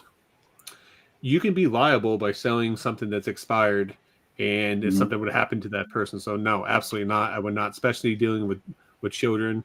No, it's a hard no. Yeah, I'm going to agree. I would, I know in Florida, it's like illegal to sell a used car seat. Especially one, like even if it's brand new, if it's been out of the box and used, you cannot sell it. Because they have no way of knowing if it's been in a crash. If you picked it up at the thrift store, you don't know if it's been in a crash, which renders it unsafe at that point. I wouldn't care what it sold for. That I would not touch it. We get a lot of them in storage units when we buy storage units, and we don't even take them to Goodwill because Goodwills in Georgia won't take them. We actually have to throw them out. All right. Thrifted Spirit wants to know, what does SSK stand for? I can answer that. Go ahead, Brian. Sideshow Ken. Sideshow Ken. I know it's sexy stripper Ken. I like that. I like that. Use your imagination. Jill would say that one too. And recently, seasonal Santa too. Seasonal Santa Ken has come up. With my Santa work and stuff that I do. So, but the original is Sideshow Ken. Perfect. They also asked me, wouldn't my accountant send the form in for you if you mean the quarterly taxes? Yes, and yes, he does. I do not do that. I do not do any of that. Me again. Kat, since you're banned on Facebook Marketplace, would they link your listing? I think they still would, because I think they're pushing them out like from eBay as a platform, and they my Facebook isn't linked to my eBay, and my eBay is in my business name, so I think my listings would still get pushed out. And I have a second Facebook. If you guys don't remember, what was like a year and a half, I was Andy for 3 months because somebody hacked my profile and they changed my name and I couldn't have my name back. So my name was Andy for 3 months. So I made a second Facebook, and my second Facebook has access to Facebook Marketplace. So I could list on Facebook Marketplace again if I wanted, but and tell me in the chat, I'm interested in knowing this. if you're selling on Facebook Marketplace shipped, is it worth it? Because I have List Perfectly. It's just one more click for me, and I have that second profile that I can list on. If it's worth it, I might start. So I do have access on my second Facebook. So I have a question on that, because I don't sell on Facebook Marketplace for like the shipping aspect. For people that do, does it show up under your regular profile, like your personal profile? All that you can tell it to share to like your friends, or you can turn it off. Okay. I had mine turned off because my friends would kill me as much as we did. Like there's an option in Facebook or in the cross I have list like there? no friends. It's on Facebook. So Okay, like when you're Facebook, going right, through okay. like the few things you just, Yeah. but it's like eBay where it remembers the last thing you did. So once you turn it off, it Yeah, gotcha. you know, it pretty much stays off. I see Facebook as a waste of time. Spam bots, people don't show up. Oh, but quit it. Why is your name so hard to say? Says Facebook Marketplace is so underrated. I don't know. You know, So, if you can deal Right now, it's with probably our the people second that don't highest show up. form of income. It actually is. Well, yeah. mine, I did no local because I have no local market. Mine was all shipped when I did it. Yeah. Oh, And I mean, we okay. did okay on there, but it's been years since I got banned. That's another company that dropped the ball tremendously, because Absolutely. they We literally talked about when they that. launched Facebook Marketplace, I literally came out and said that this is a direct competition for eBay. eBay should be scared right now, They because could have been the eBay killer. they could have been eBay, yes, because you already have a built-in user base. Just imagine being able to just, why would I need to go to a separate app now? I can do everything in one app, socialize my friends, family, find out what's going on, watch cat videos, watch dog videos, and then sell my stuff. It's the perfect setup. So they dropped the ball on that one. All right. Ping says, I use the bulk feature on eBay to import photos and cannot find where there are options for brightening, cropping. Any ideas where they are now? First off, what's up, Ping G? Long time no see, my friend. I do not do any bulk listing or bulk features like that on eBay. We had talked earlier. I do kind of per listing. Any of my photos, brightening, cropping, any of that I'm doing with Photo Room, and then importing them in, you know, by listing. So I'm not sure where you would find the bulk features. I have to pass on that one too. We're the same way. I've never messed around with it. If we do anything like that, it's going to be with Photo Room.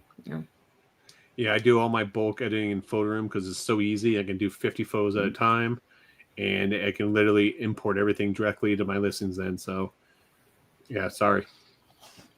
I would think if you go, because I mean, I bulk and putting them in from List Perfectly, and then I don't ever see it on the phone, but on the computer, you can see it. So I don't know if you're looking on the phone. Hold on. I'm going to click on one of my listings real quick on the computer, because I think you should still, like, if you revise it. Here, I can share my screen. So if I hit revise,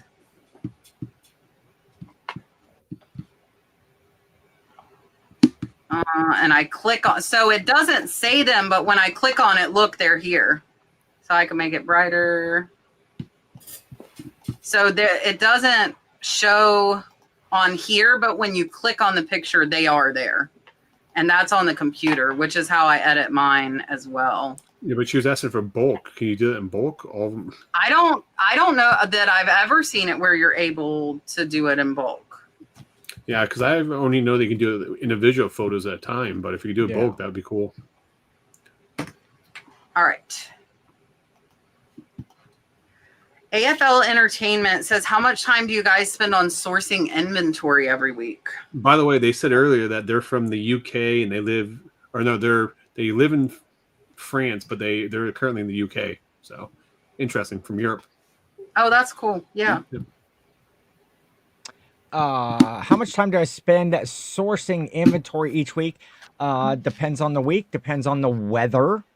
If it's, if I'm doing yard sales, garage sales, if I'm doing a storage unit clean out, if I get a storage unit to be able to clean out, I don't do as much thrift store sourcing anymore. So I couldn't really put a number on it. Sometimes it's a lot. It's a fair amount of sourcing, and other times I hardly do any. I put that extra time towards going through the death pile, sorting, cleaning, listing, photographing, all of that. So, but as much as you can is, I guess, is a good answer. Much as you can to get that new inventory to turn over. We bought a big storage unit a couple of weeks ago, and we have not sourced 1 second since then. Okay, she just lied. Okay, we source almost every day. She's checking for retail arbitrage. Okay, that She's is looking true. for deals on Amazon. She's looking for all of those kinds of things. So we actually source every single day. We haven't physically sourced in a couple of weeks. Right, and I knew that's where Ken said it depends on the weather that they were talking about that. But we actually source almost every day. That is true. Going on the sites, looking online, looking for deals on there. I would say that we probably would spend about 2 or 3 hours on average per day doing sourcing. And other days we'll be using a lot more. Like tomorrow, we're going to be probably sourcing for about 10 hours. Yeah, or other days we might source for about an hour. So it really just an average. So for a week, we probably would source at least a good 2 or 3 days for the week. But it's a lot of that is spent on my phone when we're watching a movie at the same time or something, and I am just searching those online. Going back what she just said, we haven't sourced for a week. She's full of crap. You want to look at my bank account? Okay. Oh, by the way, I just bought 5 Loungefly that were on sale over here. Okay. Well, that's the sourcing that we've done. So yeah, we do source almost every day.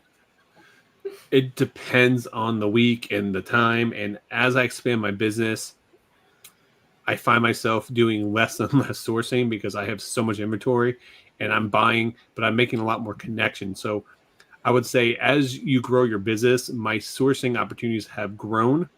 So I'm making bigger buys. Like we're in first 6 months this year. The last 3 months, I spent $50,000 in inventory. So I just spent $10,000 last weekend buying a collection. So I don't have to.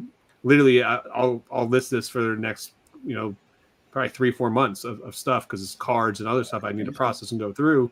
But honestly, I don't need to source if I don't need to. But it just depends on the week. I try not to source a lot during the summer because it's so hot in Florida.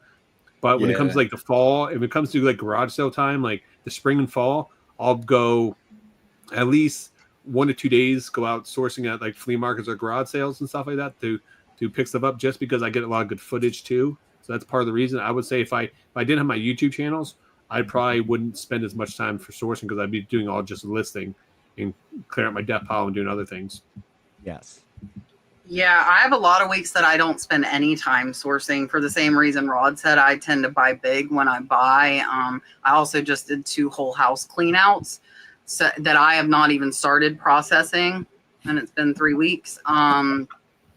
So when I go, I'm super particular. Now, if I'm looking for inventory, I would say on an average estate auction, I probably spend about 10 to 12 hours between looking through catalogs, researching things, but that turns into 3 to 5, sometimes $7,000 buy that will last me at least a month. And if I'm making videos for my thrifting channel, which I've been sorely I bought a new GoPro and everything, and I'm not using it. So it's just having 5 million things going on. So when I do that, I'm sourcing, but I'm sourcing more for content than necessarily inventory because I have plenty of inventory. So yeah, I would say if I had to average it out, overall, 8 hours a week if it was divided, but more times it's a lot into 1 week and then none the other 2 or 3 weeks for me. Lucy says, what platform I don't know what she means for all net stuff. Ranging from higher end home stuff to clothes to designer clothing. She mean all new stuff? Maybe it was I don't know. What platform do you recommend for? I don't know what net stuff is, if they can clarify. But what home stuff or clothes, designer clothing, look at the platforms where that stuff are selling. Do the research. New. do the research on the different platforms. If you are set up on the different platforms, see where stuff is selling, list it in, multiple different places. Or if you have all those accounts, Brian and Tracy had alluded to it earlier. They list on the eBay and Macari, and they do the live selling and the whatnot and the Poshmark, and as many eyes as you can get on your items, the better. Cross-listing platforms to make that easy to get it out to all of the different platforms is a really good idea. So I don't think there's one perfect platform for all items. Just, look around and do the work, put in the work, do the research to see where the items that you have are selling. Just to clarify, they put in the chat, they meant new stuff. So they did mean, okay. Yeah. Okay. So I would say answer. just about any platform is going to be good for new stuff. New stuff consistently sells faster and easier than used stuff because you're not having to explain every flaw and everything. I know sites like eBay and Mercari and Poshmark, they all have a category where you can select new. Definitely take advantage of that. But whatever your platform of choice is, new is going to do well for you there. Exactly. Yeah, I would say just go on and look at each platform to see what's selling new. eBay is going to be I would say recommend for pretty much everything. That's my go-to, especially if you're dealing with designer clothing. If it's higher end, like real high end designer clothing, there are certain sites that specialize just in designer clothing.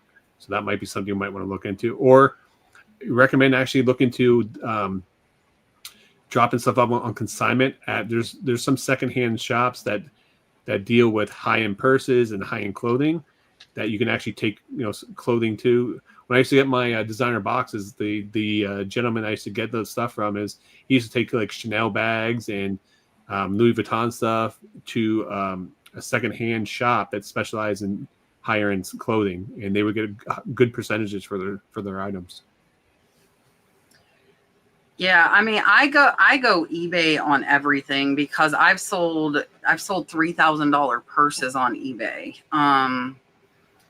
And I've sold quite a bit of designer clothing on there as well. So I know, and everybody thinks eBay pays us. eBay doesn't. That's just where 80% of our sales come from. And again, I'll sell $5 stuff and I'll sell $5,000 stuff on there. And typically the higher end stuff, I have less problems with the buyers. It's the $10, $15, $20 buyers that give me the problem. I've never had a problem with somebody with over $1,000 purchase. Knock on wood. I was like, you better knock on wood right now. Yeah, knock on wood. Isn't it weird though, Kat? Like that's the case that you can sell items for $1,000. You sold items for over $3,000 on eBay, no issues at all. It's just crazy to think that. It's always those nickel and dimers that give you the problem. It is. I just got negative feedback on a $7 sale today. Oh, they didn't message me. Well, my employee, who I will talk to tomorrow, didn't notice that it was supposed to be 4 pieces and only sent them one of the 4. So instead of messaging me and saying, hey, I didn't get the other pieces, and then I would say, I'm sorry, and I would mail them to them. They left negative feedback, so I'm not going to mail them to them. And I mean, again, I mean, and I messaged them, but how hard is it to message a seller and say, hey, I didn't get everything, and give them a chance to make it right. So whatever. All right. Picker Jim says, I have 3 items on Etsy. Is there any one formula? I am putting fancy items on there, and she wants to know how to look at solds on Etsy.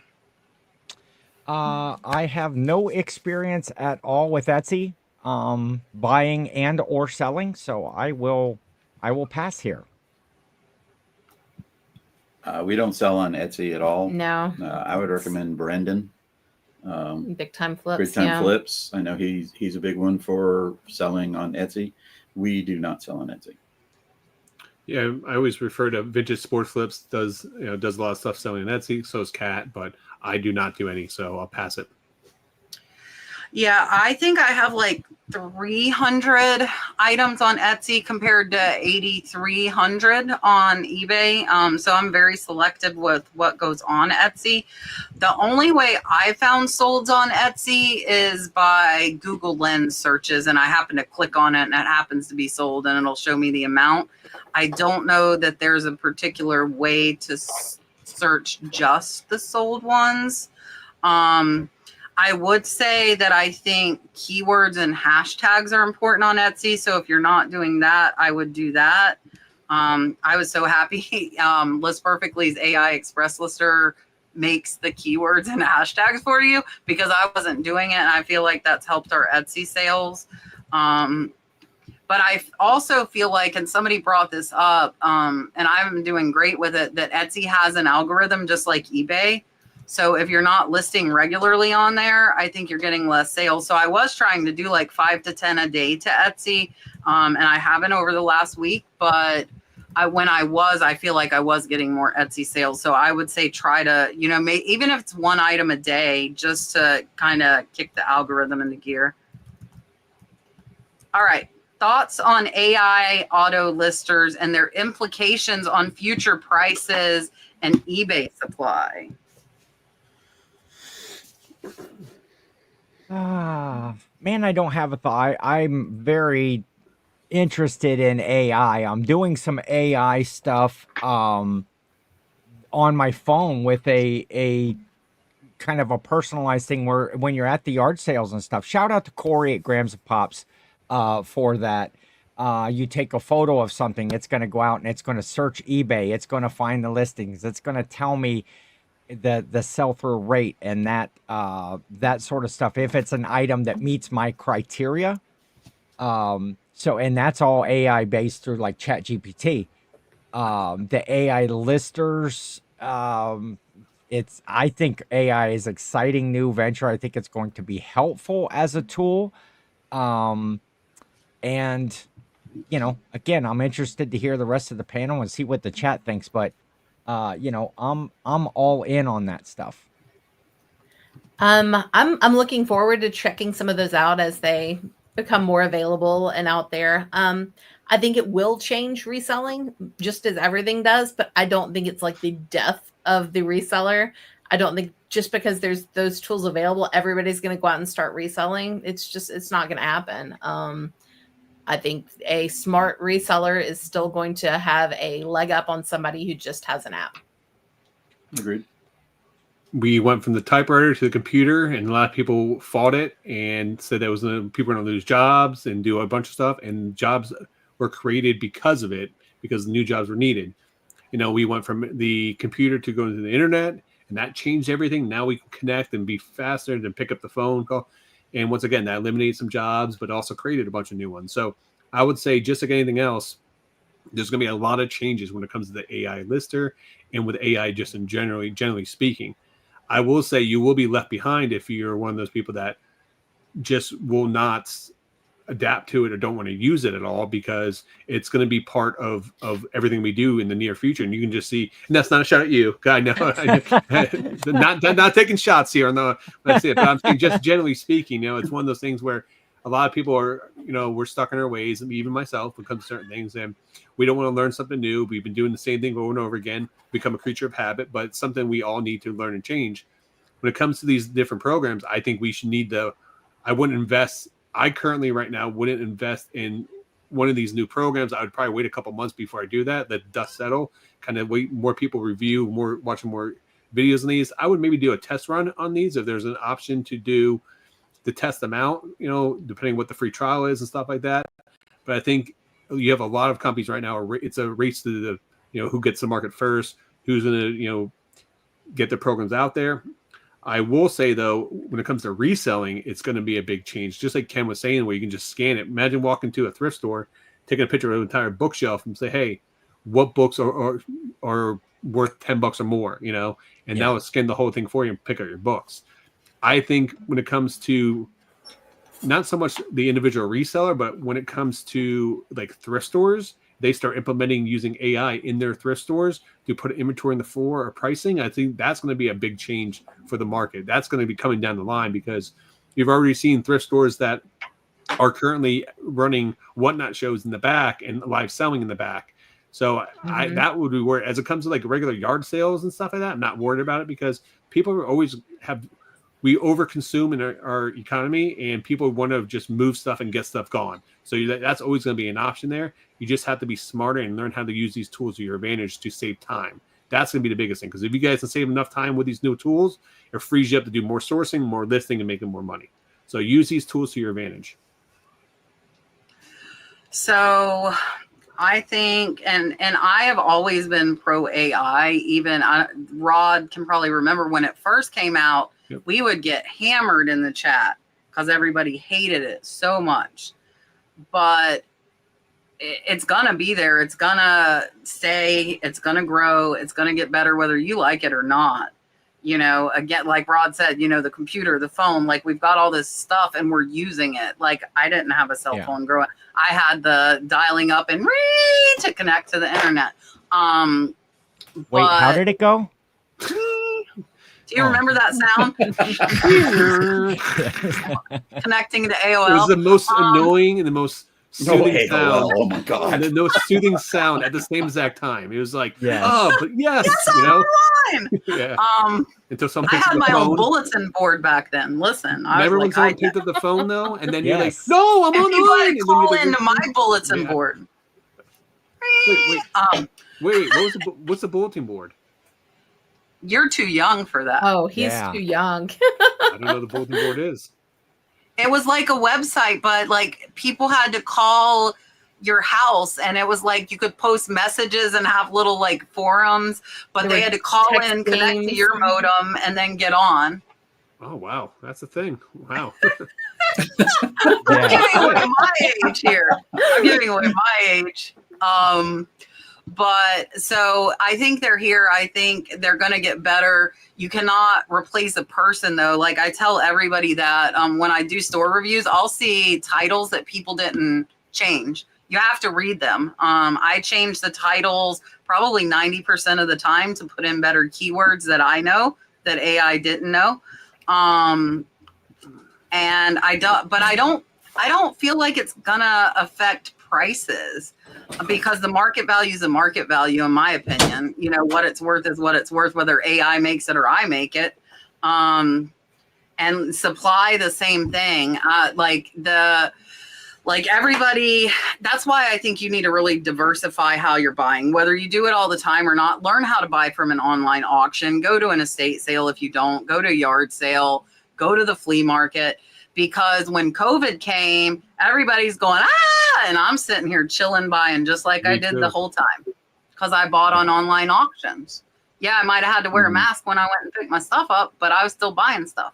And a lot of people went to it. So I actually had more of a supply versus less. So I think you really need to diversify how you're buying. There's so much stuff in this world. The supply is never, like, if anything, it's going to grow. You know, people buy more stuff they don't need every day. That's going to continue. Yeah, there's so much stuff. Stuff's going to the landfills. So I don't think it'll affect that.